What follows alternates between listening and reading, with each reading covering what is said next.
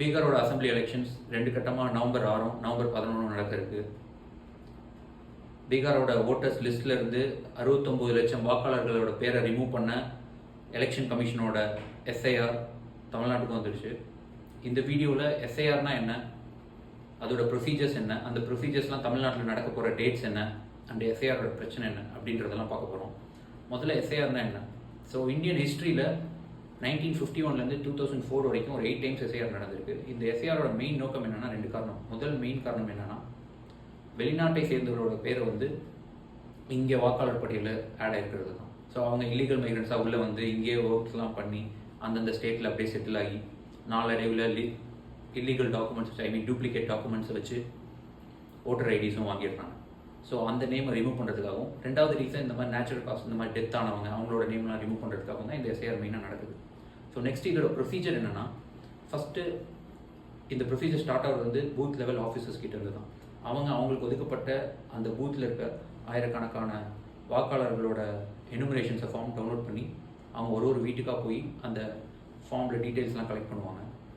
இந்த process நடந்ததுக்கப்புறம் election commission ஒரு draft list publish பண்ணுவாங்க.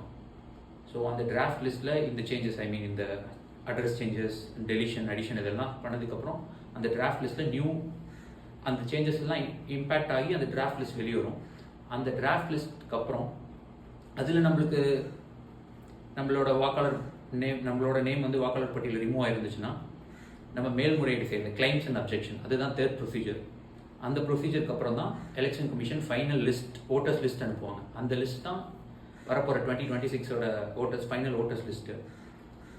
இதெல்லாம் தான் நம்ம பார்க்க போகிறோம். ஸோ இதுக்கான இம்பார்ட்டன்ட் டேட்ஸ் இது வந்து ஃபர்ஸ்ட் அந்த எனுமரேஷன் ஃபார்ம் வந்து BLO officers booth level officers start பண்ண போகிற டேட் என்னன்னா நவம்பர் 4 to December 4.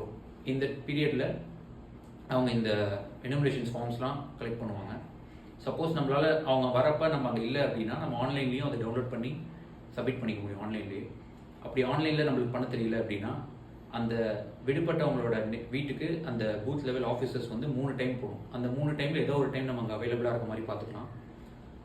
அப்படி இல்லை அப்படின்னா நம்ம ஆன்லைனில் தான் அதை சப்மிட் பண்ணுற மாதிரி இருக்கும். இது பண்ணதுக்கப்புறம் நான் சொன்னேன்ல அந்த செகண்ட் ஸ்டெப் வந்து December 9. So November 4 to December 4 வந்து அந்த எனுமரேஷன்ஸ் ஃபார்ம் இந்த ப்ரொசீஜர் ஃபுல்லாக நடக்கும், இந்த 1 month ஃபுல்லாக. ஸோ இது முடிஞ்சதுக்கப்புறம் December 9 வந்து election commission draft list publish பண்ணுவாங்க. அதில் சப்போஸ் நம்ம நேம் இல்லை அப்படின்னா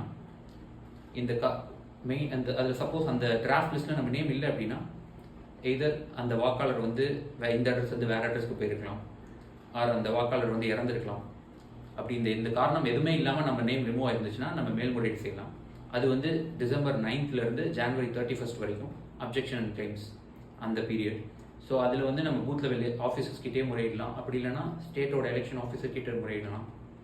ஸோ இந்த ப்ராசஸ்லாம் முடிஞ்சதுக்கப்புறம் February 7 தான் தமிழ்நாட்டுக்கு 2026 எலெக்ஷனோட ஃபைனல் ஓட்டர்ஸ் லிஸ்ட்டை பப்ளிஷ் பண்ண போகிறாங்க. ஸோ நம்ம மெயினாக பார்க்கக்கூடிய டேட் வந்து December 9. ஸோ அங்கே தான் டிராஃப்ட் லிஸ்ட் வருது. ஸோ அந்த டிராஃப்ட் லிஸ்ட்லேயே நம்ம நேம் இல்லை அப்படின்னா நம்ம கண்டிப்பாக வந்து ஸ்டெப் எடுக்கணும். எய்தர் வந்து பிஎல்ஓ வந்து நம்மளோட பூத் லெவல் ஆஃபீஸர்ஸ் கிட்டேயோ இல்லை ஸ்டேட் எலெக்ஷன் ஆஃபீஸர் கிட்டேயோ நம்மளோட மேல்முறையீடு வைக்கணும். அப்போ தான் ஃபைனல் லிஸ்ட்டில் நம்மளோட நேம் ஆட் ஆகும். ஸோ அதே மாதிரி இந்த எஸ்ஐஆரோட ப்ராப்ளம்ஸ் என்ன அப்படின்னா, நம்ம தமிழ்நாட்டில் 5 கோடியிலிருந்து 6 கோடி வாக்காளர் இருக்கிறாங்க. இது எல்லாத்துக்கும் இந்த 1 மாத கால இடைவேளையில் பண்ணணும் அப்படின்னா நிறைய பேரோட பேர் மிஸ் ஆகிறதுக்கு வாய்ப்பு இருக்குது. அதே சமயத்தில் நவம்பர் டிசம்பர் மாதம் மழைக்காலம் இங்கே, அதனாலையும் அதே மாதிரி பீகாரில் இந்த எஸ்ஐஆர் நடத்தி முடிச்சதுக்கப்புறமும் உத்தரப்பிரதேசை சேர்ந்த 5000 நபர்களோட வாக்கு வந்து பீகாரில் இருந்திருக்கு. ஸோ இப்போ இந்த எஸ்ஐஆர் உண்மையாலுமே டூப்ளிகேட்ஸ் ஓட்டை ரிமூவ் பண்ணுதா அப்படின்ற ஒரு கேள்வியும் இங்கே வருது. அதே மாதிரி இந்த எஸ்ஐஆர் நடத்தி முடிச்சதுக்கப்புறம் டிராஃப்ட் லிஸ்ட்டில் 69 லட்சம் வாக்காளர்கள் பேரை ரிமூவ் பண்ணியிருந்தாங்க பீகாரில். அதில் இறந்ததாக சொல்லப்பட்ட பல பேர் உண்மையாக உயிரோடு இருந்திருக்கிறாங்க. அதில் 5 பேரோட ராகுல் காந்தி டீலாம் கூட குடிச்சிட்டு இருந்தார். ஸோ இதெல்லாம் பார்க்குறப்ப உண்மையான எஸ்ஐஆரோட உண்மையான நோக்கம் என்ன அப்படின்றதும் கேள்விக்குரிய. இதை எதிர்த்து தான் தமிழ்நாடு கவர்மெண்ட் வந்து வர November 2 அனைத்து கட்சி கூட்டம் நடத்த இருக்கிறாங்க. ஸோ அதில் பார்ப்போம். நம்மளோட ஓட்டர்ஸ் லிஸ்ட்டில் நம்ம நேம் இருக்கணும் அப்படின்னா மெயினாக December 9 அன்றைக்கி தான் டிராஃப்ட் லிஸ்ட் வருது. ஸோ அதில் நம்ம நேம் இருக்கா அப்படின்றத செக் பண்ணணும். அப்படி இல்லை அப்படின்னா நம்ம மேல்முறையீடு செய்யணும். ஸோ இதே மாதிரி இன்னொரு வீடியோவில் சந்திப்போம். தேங்க்யூ.